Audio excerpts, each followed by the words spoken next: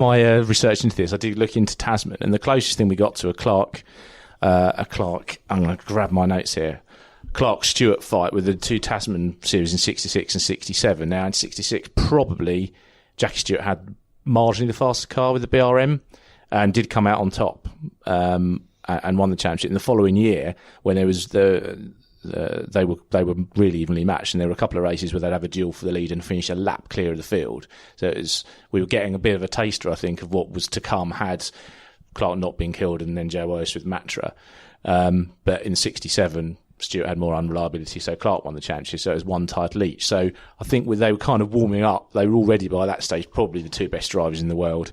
But Stewart was obviously held back by the appalling BRMs he was driving. And just as he got into Matra, of course, we only won one race into 68, and then Clark was gone. So at either end of Clark's career, we sort of missed out on the kind of the big duel. A bit like Senna and Schumacher, really. Well, it's amazing that there have been multiple times where that kind of thing has happened. You've missed out on this, and it would have been fascinating to see a kind of a Jackie Stewart who was still learning and becoming the Jackie Stewart that he was to become against an absolute peak Clark still. That would have been a fascinating battle. But I think the difficult thing when it comes to the pace, and you mentioned it earlier, Kev, was the whole question of being in the Lotus, which is often the quickest car. And it's interesting. I had a look at this interview I did with Cedric Seltzer, his mechanic, before, and he said, well, you can't really talk about Jim Clark without talking about Colin Chapman.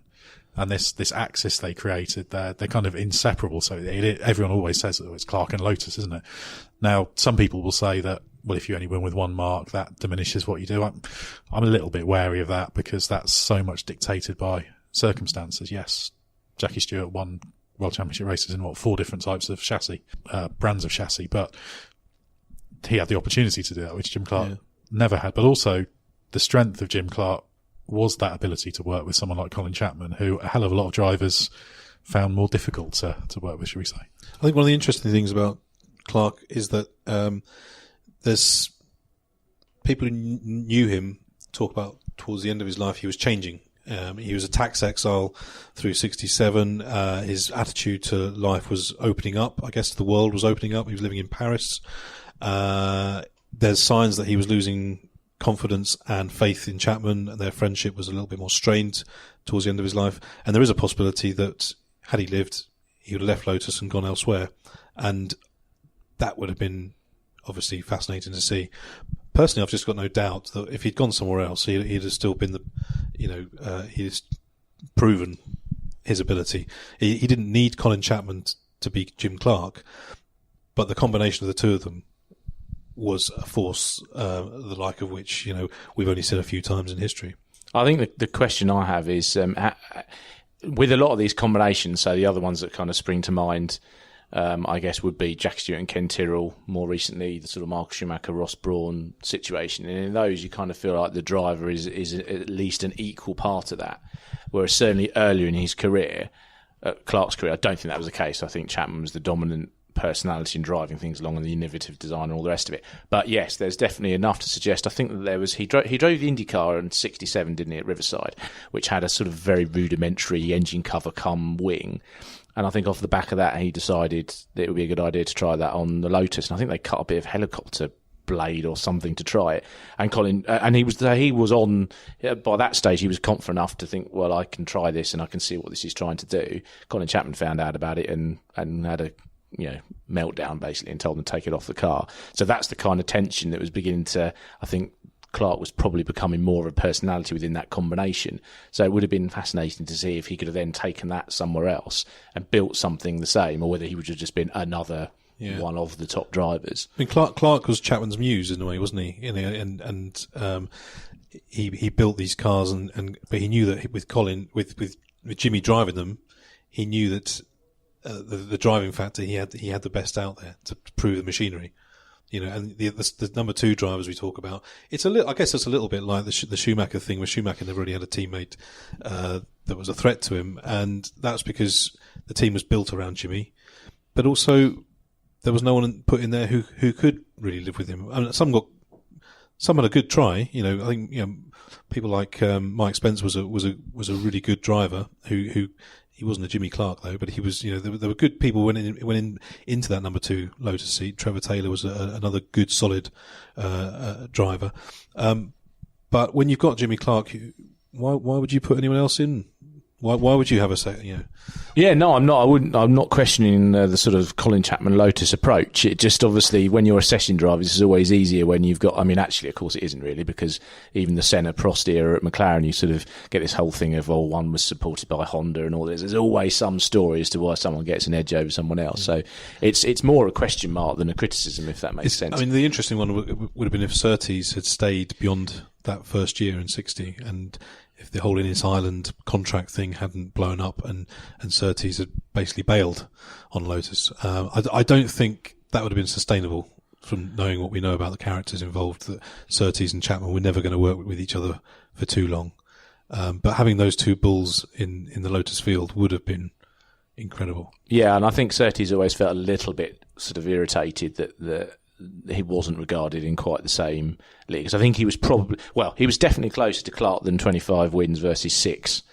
I mean, John could obviously sometimes be his own worst enemy, but then I can't really imagine Clark having made a go of it at Ferrari in the way that Surtees did, because I think you probably needed that kind of personality to make something happen. Yeah. So maybe they were in a way, maybe they were in the right places at the right time. And had John not fallen out with Ferrari in '66, he would have almost certainly been a double world champion as well. Yeah, I mean, John kept putting himself in the position where he had to build something up from scratch. That's true. And that was a completely different situation and scenario to the Clark Lotus one. Tomorrow. Suit up. Mission Impossible Fallout is 95% fresh on Rotten Tomatoes. It's one of the best action movies ever made. Showtime. Rolling Stone calls it off the charts spectacular. What is he doing? I find it best not to look. A thrillingly clever story filled with twists and turns. Target Ethan Hunt. We should be dead. Why aren't we? With an ending that will blow you away. Winner out. In. Tom Cruise. Mission Impossible Fallout. Tomorrow. Rated PG-13. May be inappropriate for children under 13. Looking a little bit more deeply into the whole car advantage topic, Kev. You've done a little bit of research into this and trying to quantify how much pace advantage there really was in the Lotus during mainly the mid-60s, the sort of Jim Clark's pomp. I guess it would be, and it does throw up some interesting results. Yes, and in fairness, I sort of went into this kind of expecting to see colossal Lotus advantages, and it's there, but it's not that huge. So, if as a baseline, if you look at the Ferrari-Mercedes gap last year, was 0.178%, I think, on super times, which is the way we assess pace over a season. Basically, it's peak pace of the car. Peak pace, which obviously doesn't explain everything. It doesn't factor in reliability, difference between race pace and qualifying. So it's not, it's not definitive, but it's usually a decent pointer at who's got the quickest car at very least. In 62 it was 0.269% over BRM, so a bit more of an advantage than Lewis had over Seb last year. In 63, which he dominated, of course, it was a sort of a record-breaking 7 wins, I think, from 10 races, 0.474%, so that is a bit bigger. But then the next 2 years, 64 and 65, are absolutely minuscule. So 64 is 0.047% over Brabham, which is the Dan Gurney factor at Brabham. And then 65, 0.089% over BRM. So that is basically nothing. So in that sense, the drivers can make the difference. In 64, actually, it's a bit of an outlier statistically for the 60s in that the top 4 teams were covered by 0.5%.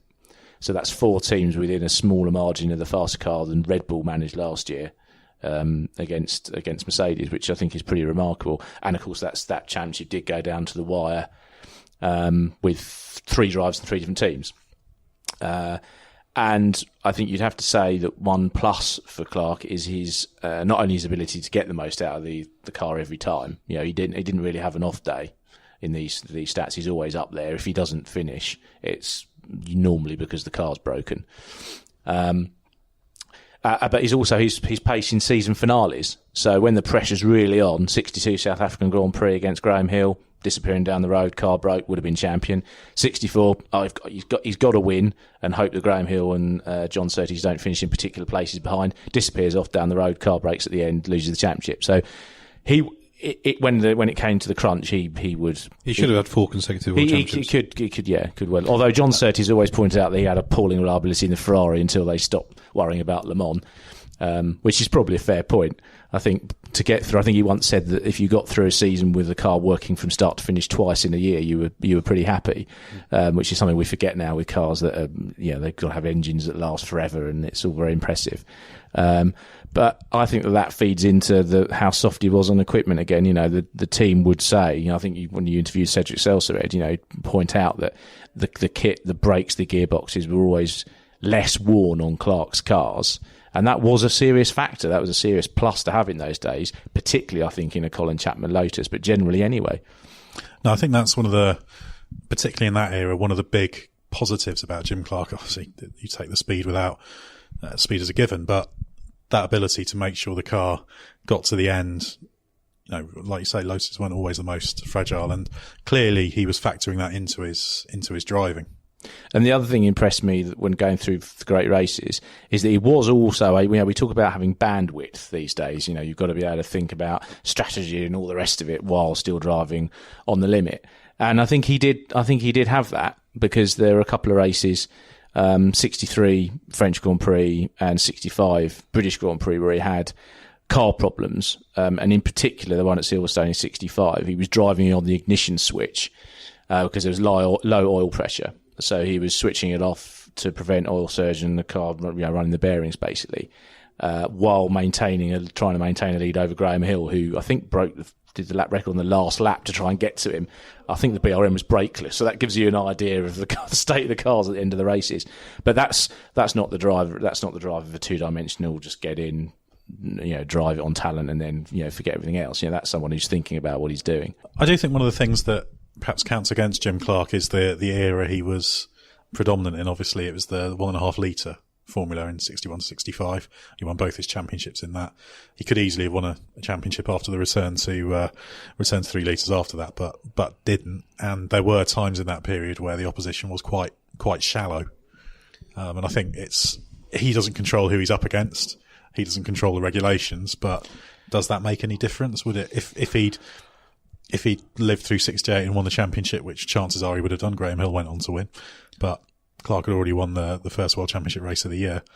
Would that change things by just saying, well, if he could win in 68 when it was stronger, bigger cars, then I think clearly that answers that. I think Kev's stats actually have just proven that the 1.5 litre era was actually super competitive. That although the 25 and the 33 were the best cars, they weren't by far and away the best cars, and there were good Ferraris, very good Brabhams, BRMs were pretty strong through most of the year as well. So personally, I don't agree that it was a weak era. And from 66, the return to power and 3 litre formula, fascinating time where most people took their eye off the ball, and Brabham did the right thing and found a reliable engine, in the Repco, mated it to what was a very good, solid Ron Toronac chassis, and just came up with a car that was, well sorted. And on the back of it, they won 2 world championships on the trot. And as a driver, Jack Brabham could have easily been a 4-time world champion. But he would say could have been 5. Yeah, absolutely. So he would have said 70 as well. Yeah, but Lotus, they didn't have the DFV in 66. It was a plan that came together for 67, and then in 67 it then was unreliable, and they didn't get the best from it. So you can't really judge Jimmy Clark's 3 litre career on the basis of, he didn't win that many races and didn't win any championships, because there was exceptional circumstances. I think if he'd lived beyond April 7th, 68, chances are, it'd have been him and not Graham Hill who'd have won the championship of the 49. No, I agree with you completely. And I when I was doing this comparison of the different cars, the closest eras in terms of the spread of the field were the period during the DFVs and 2000s, early 2000s. Despite the Ferrari dominance, actually, it's quite interesting. But the 60s, the mid 60s 1.5 litre era is not far behind. And I think when you've got Gurney, Surtees, Graham Hill, and obviously the early JYS, I'm sort of fairly comfortable with that being a pretty competitive era. And also, we know that Jimmy could drive more powerful cars. In fact, in his book, he says he prefers the big sports cars that he started off in. As in his early days, of course, very early with Border Reivers' team, he was driving Jaguar